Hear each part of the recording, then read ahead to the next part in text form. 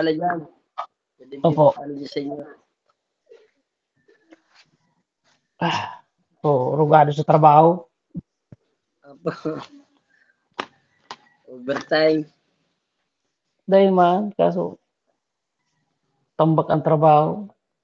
Tambak mga gawaon. Okay. Sir, dun sa mga na-topic natin, sir, may tanong ka po? Ay, wala naman po.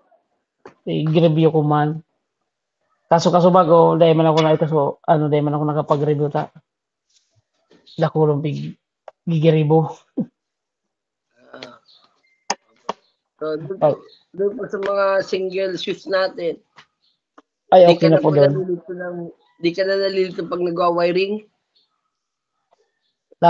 Hindi na ako nanonood na ako. May pinapanood ako sa mga ano mo, yung mga estudyante mo sa video, So, mga demo-demo. po.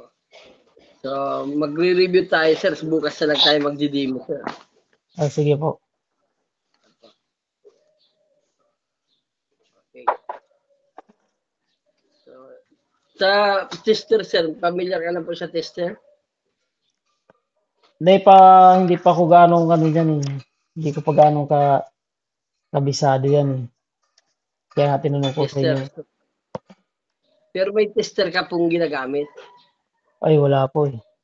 Pag ganito, pag bibili lang ako paunti-unti mga gamit. Kailangan din yan sa bahay eh. So, pag natin, saglitan natin yung tester. So, ang Tapa, pag-tester, pag yung clam nag-tester, sister din, sir. po, Ano ba yun? Yung clam sister. club ammeter. Oo. Paano pag gamit po nun? Yung club ammeter po, mayroon po yan na masusukat natin na amperahe, voltage, so resistance. May nakita kong vlogger eh. Yung ano niya, isa yung pang clam, imbis na ganito, idinikit sa wire. Pwede man yan. Hindi Hindi naman po. Di ba pag clam sister, sa loob daw yan, di ba? Ganyan. Yung sa Apo, kanya, sa wire, ikinabit ka lang. so, hindi po ganun ang proper na paggagamit ng tester. Okay. So, ang ginagamit po doon talaga, yung tama yung sabing pinapasok yung isang wire.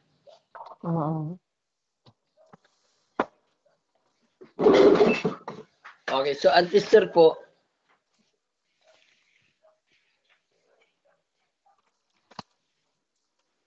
meron po yan selector, switch, sinisilik yan kung saan tayo magtitester. Opo. Ang symbol po ng ganito sir, sa tester, ang symbol ng ganito, ganyan, ibig sabihin yan, AC supply. So AC supply, ang sinusukat niyan, yung matataas na voltahe, kagaya ng 110 volt. Susukatin natin yung masupply natin, 120 volts, 280 volts, 240 volts, pataas. Doon sa itututok yung araw na. Opo, yung selector switch. So, kasi tingnan natin dito sa tester ko. So ito sir, meron siyang selector. Yan man. Opo. Kung nakalagay po ito sa voltage, sa ganito, ang sinusukat natin, ang dapat natin sukatin yan, yung mga AC supply. Yung 110 volts, so 20, pataas. Doon po yan lalagay sa sa line 1 Opo, so meron po yan na probe test na tinatawag natin yung dalawang wire. Ilalagay natin dito sa nakalagay na common, saka input. So, yan. So, yun ang mag-test doon sa dalawang wire na line 1, line 2. Okay. Ang sinusukat natin, pag ganito po yung symbol, ang sinusukat dyan, yung voltahe, kung ilan ang voltahe lumalabas. Okay. So, halimbawa, nasa ibang bansa kayo, so ang supply dyan is 240, di ba? 240. So yung tester nyo, kung may sinisilik yan na voltahe, dapat yung voltahe mas mataas sa susukatin. Pero kung automatic yan na tester, na clamp meter, na pag nilagay mo sa voltage, 1,000 volt ang susukat niya. So hindi ka na magsisilik kung 240 o 250. Magre-read na dyan kung ilang voltahe ang pumapasok. Okay. So ano ba, supply natin, ito yung breaker. So, line 2, line 1. So kung susukatin natin itong dalawang ito, line 1, line 2, kung ilang voltahe na papasok, dito natin ilalagay. Sa mall. Apo. So, mariread natin kung ilang voltahe ang magsusupply sa electrical natin. Okay. So, kung ito naman po yung supply, ay ito naman yung symbol. So, ganyan naman yung symbol. Yan po ay DC supply. Ayan, yan sa battery yan. Sa battery naman po, battery naman ang susukatin natin. Okay. Battery naman. So, kung ganito naman yung symbol, so ito yung symbol niyan. Okay, yan ang symbol niya, sir. Yung ano eh.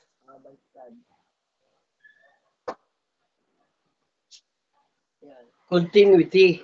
Continuity. Continuity naman. Yung dalawang probe test, pag sinukat natin yun sa dalawang wire, dulo sa dulo ng wire, sinusukat natin kung mayroong putol o wala. Yung ano, yung parang itim sa kapula na ano. Oo. Yan ang tigagagamit. Apo, i-test natin kung may putol yung wire o wala. Continuity. Okay, so halimbawa, ito yung line 1, line 2 sa supply. Yan. Pag nakadikitan yung dalawang yan, pag tinis natin dito sa dalawang line 1, line 2, pag tinis natin, tutunog yan kasi tuloy-tuloy yung daloy. Oo. Ibig Paano sabihin po yung mo, ano, yung di ba pula sa kaitim yun? po, Di ba pula yan sa continuity, pula sa kaitim yun, di ba? Pag-base na wire. opo, yung dalawang wire. O pula sa kaitim. Opo. Yung pula sa nilalagay kahit magkabaligtaran o lang. Opo, kahit magkabaligtaran po yan sa pag nasa continuity tayo. Okay. Kapag sa DC, hindi pwede. Kung ang battery mo ay meron na kalagay yan, positive, negative. So ito yung red. Ito yung black. Opo, hindi pwede magkabaligtaran kapag DC. Sa AC, ganun din. Sa AC, ganun rin. Sa AC, kahit magkabaligtaran. Parehas ng ano, continuity. Opo.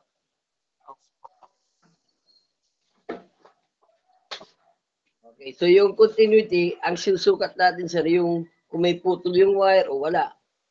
Kung walang continuity yan, zero yan. So, ibig sabihin, yan ang mga ginagawa sa mga ano, sa sakyan ko, yan continuity. Baka yan DC. ano po, nawawala po. Sa ano, sa sasakyan. Opo. Yan ang ginagamit pag nag-check ng mga sa wiring. Opo, sa mga sakyan, yun, ito pong DC. Kasi DC supply sila. Sa voltahe. Yung continuity, kahit alin, DC or AC yan. Kasi sinusukat naman natin sa continuity kung may putol a wire o wala. Okay po. So, halimbawa, itong tester natin, meron siyang probe test. Ito. So, lalagay po natin dito sa itim, sa common. So, yung isa ay sa pula. Yan. So, itong dalawa, sir. Itong dalawang ito, Ito dalawang, dulo ng wire. Pag nagdikit yan isa, dito sa dikit yan dalawang yan, ibig sabihin, tuloy-tuloy yung daloy. So, tingnan natin.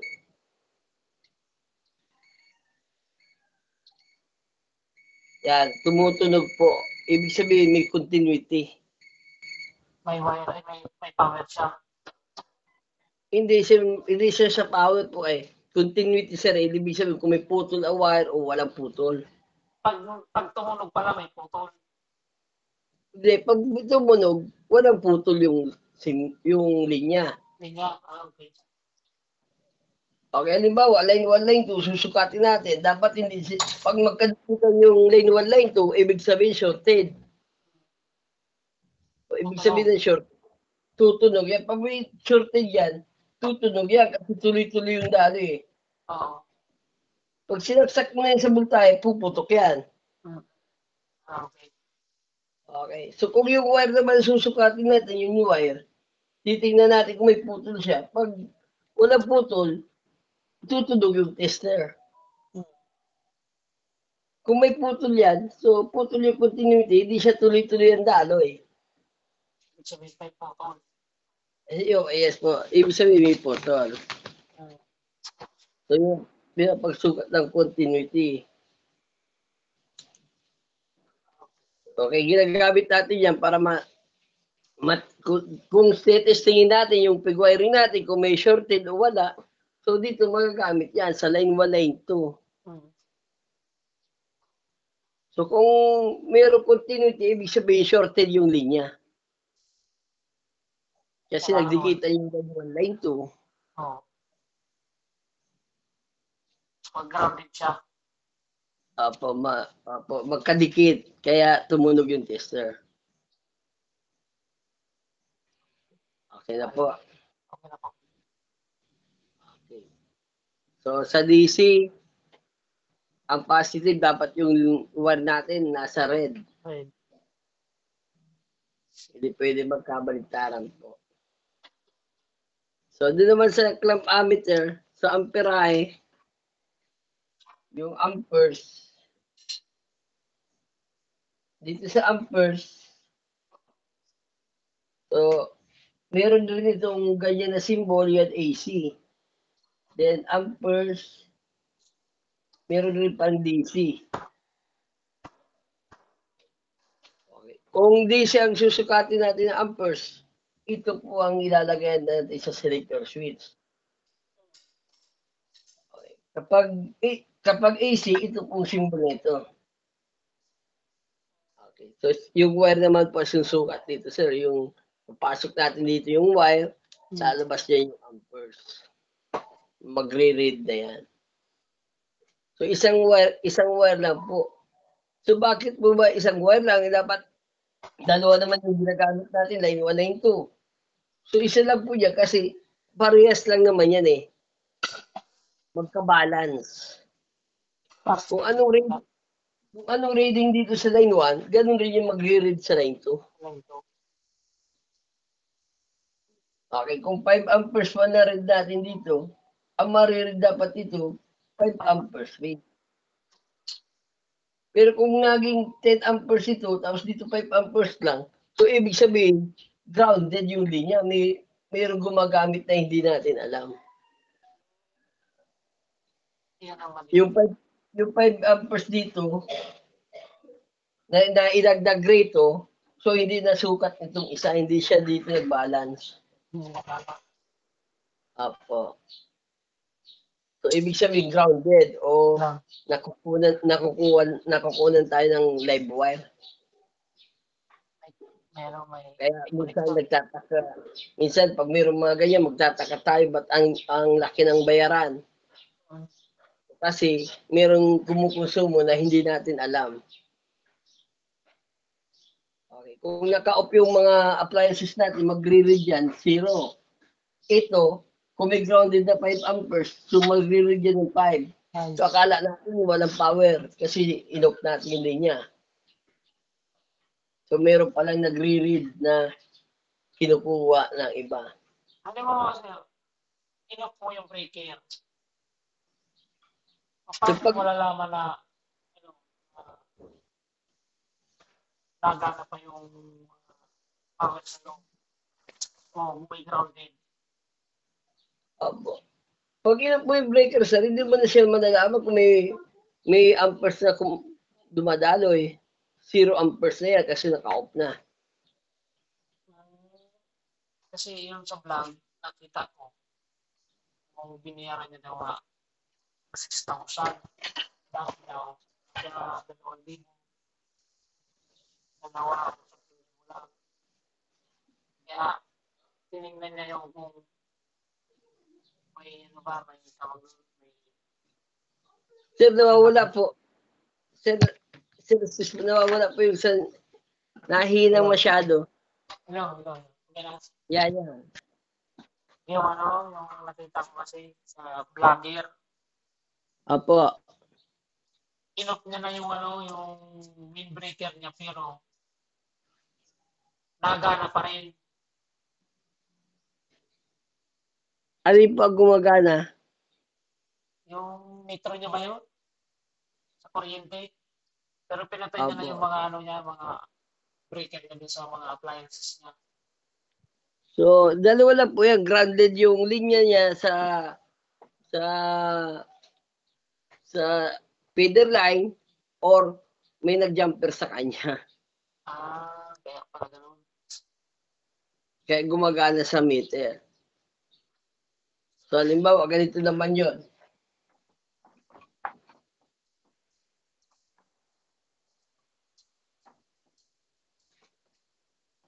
So, ito yung meter. Yan. So, ito yung sa loob ng bahay. Yan, breaker. Breaker. Yan. So, meron line 1, line 2 yan.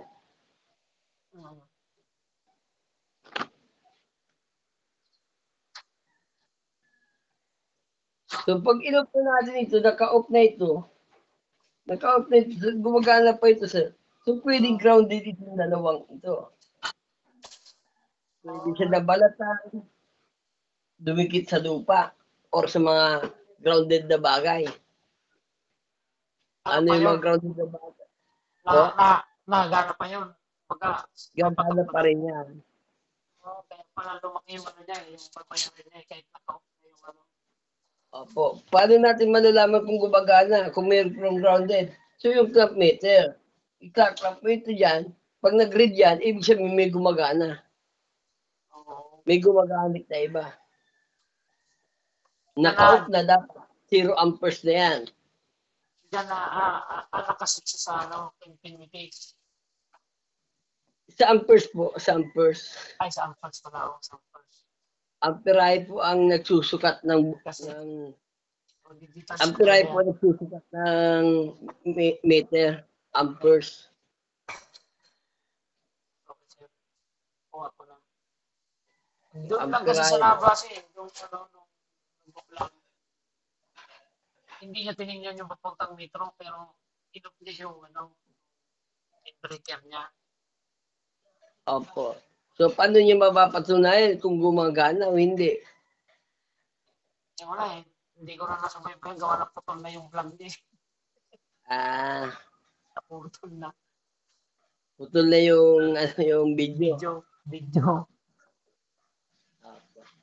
So, lalagyan natin ng clamp meter para malaman kung may dumadaloy pa na amperahe. Kapag may dumadaloy na amperahe, ibig sabihin, may kumukonsumo. Mga nagkukonsumo sa kanya. Tulad na may nag-tap. Ganyan. Opo, tulad na may nag-tap sa iyo na ito ay ginawa doon sa kabilang linya. So, pag may kumukonsumo dito, naka-on ito, magre-read yung amperahe. So, kapag dito siya nag-tap, dito ka magre-read yan. Okay, halimbawa, 0 ito, naka-off. So, 0 amperes na makukuha dito, 0 amperes. Pero dito sa taas, dito siya nag-tap, dito sa taas, kung may kumukonsumo dyan na 5 amperes, so mariread mo yan dito 5 amperes. tatakbo pa rin yan sa metro. Opo, tatakbo pa rin sa metro. Okay. Okay. So kung dito siya sa taas ng top, so hindi na yan tatakbo sa metro. Ano na yun? Sa pinakano na yun. Opo. Kuha ko na. So kaya ito po yung paghahanap ng mga nagja-jumper. Yan ang pangalan nila pang-detect. Yun ang panlipit yan. Pag hindi yan magkabalance, yung isa ay 0 volt, yung isa may ampere, so ibig sabihin may hindi normal. Di normal yung operasyon ng kuryente, may nangyayaring masama. May nagnanakaw. Sa lupa, pwede nga may kumuha ng isang linya.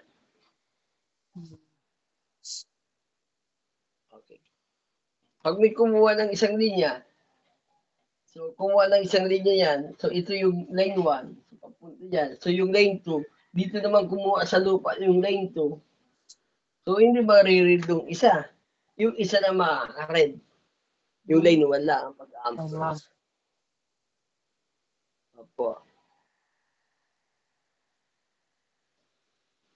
Okay. So yun po.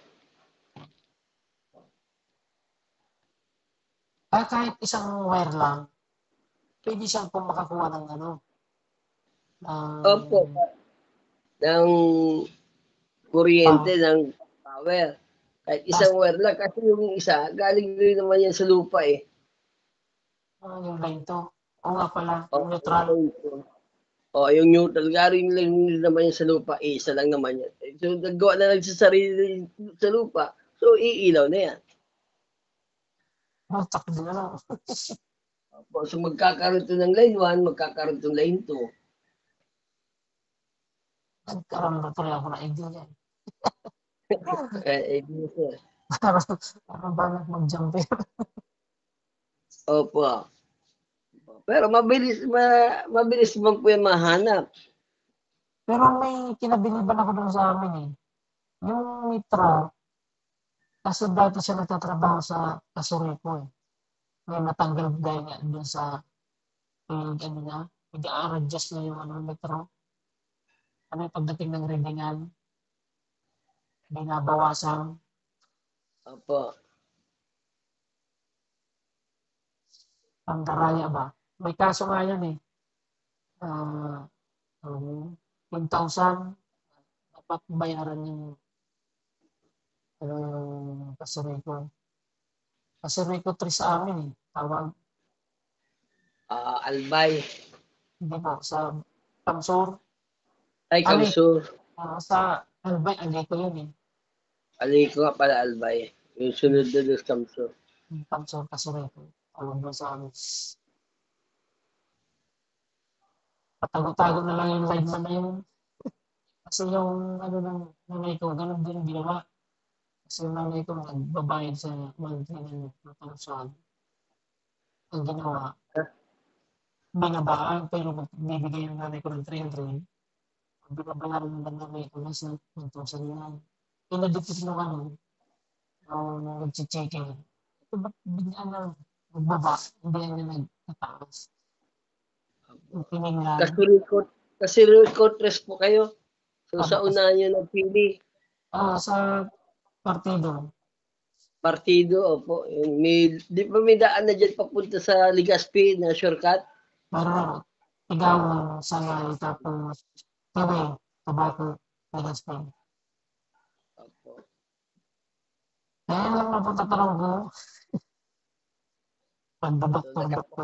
Idea ko paano makikita nyo kung merong ground job pero kumukuha ng iba.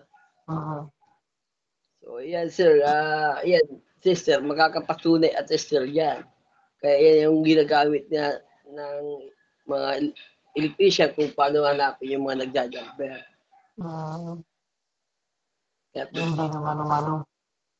Opo, pag dinaanan niya ng clamp meter, so meron yan. Hindi normal yung operasyon ng kuryente. Okay, kaya sila may dala na ng pulis. Parang ka talaga. Ang mortal na, 10,000 daw eh.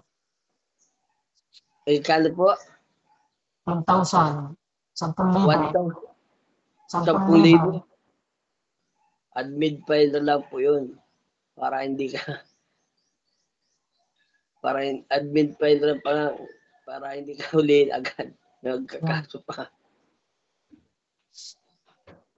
Sa nanay ko sana ikakaso yun eh. Sabi ng nanay ko, ikakasuhan yun. Hindi naman ako gumawa yan. Itinuro yun din. May nandun sa amin, sa barangay, nagtatrabaho. Tumakas ah. Layman din na gumawa. Tatanggal sa pagkalayuan dahil nga hindi piniti yung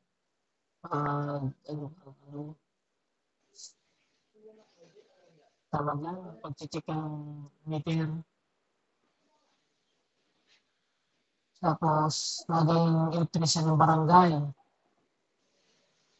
Tapos doon naman sa pag-elektrisyan ng barangay, bawat tao doon sa amin, yan ang ginawa. Ngayon, naditik nung para halos parehas ang kaso, tinuro siya. Kaya ngayon, wanted siya doon sa amin. Patago-tago ngayon siya.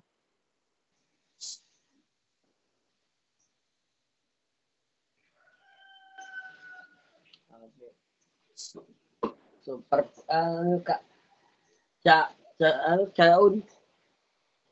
Um, Ano yung sa inyo po, anong lugar? Partido sa